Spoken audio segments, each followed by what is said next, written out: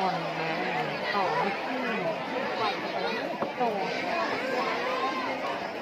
thấy đầu lọt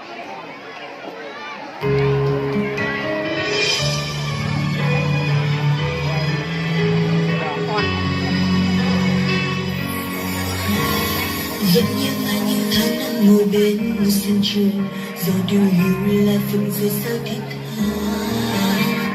Khẽ nhắm mắt viết lời tên của thầy lên tim để ghi nhớ công ơn lớn lao. Sẽ mơ hoài hình bóng của người thầy thân thương, cùng bao muộn phấn vẫn còn mãi đây.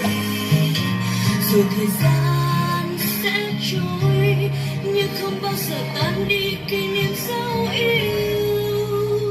Nơi trường xưa bóng hình thầy không phai,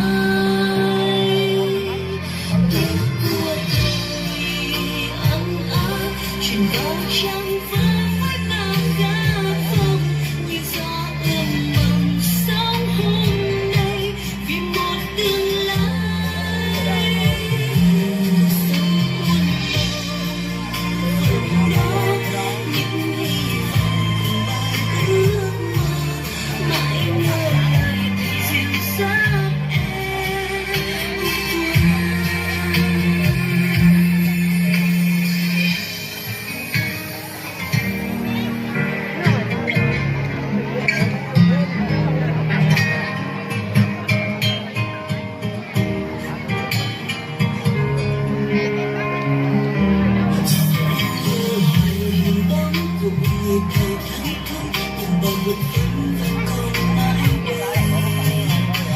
Thời gian sẽ trôi nhưng không bao giờ tan đi kỷ niệm dấu yêu.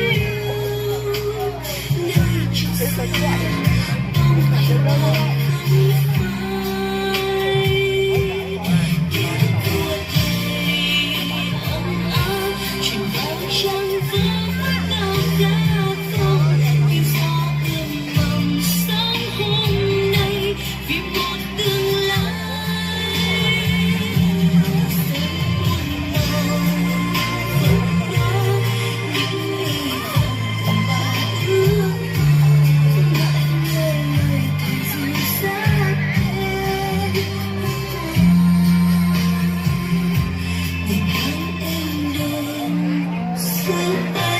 Sẽ không bao giờ tàn biến đi, người thầy luôn ở trong